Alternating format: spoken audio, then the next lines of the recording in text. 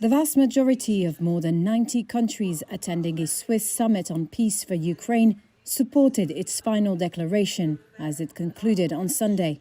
Initiated by Ukrainian President Volodymyr Zelensky, the two-day summit at the Swiss Alpine resort of Burgenstock aimed to find a consensus on how to end the war in Ukraine. I'm confident that together we will ensure the result. The first and the second peace summits should unite our joint work on the details of peace. Many Western leaders voiced condemnation of Russia's invasion and rejected President Vladimir Putin's demands for parts of Ukraine as a condition for peace. However, some countries attended the summit did not put their name to the communiqué, including Mexico, Saudi Arabia and India.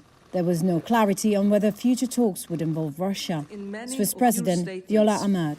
A lasting solution must involve both parties. Excellencies, ladies and gentlemen, the discussions over the past 2 days have shown that there are different points of view. All the more important is our understanding that the path towards peace in Ukraine must be pursued on the basis of international law and, in particular, the United Nations Charter. Moscow, which was not invited, labelled the summit a waste of time. China was another notable absentee. The conference nevertheless underscored both the broad support Ukraine still enjoys from its allies, but also the challenges for any lasting ceasefire.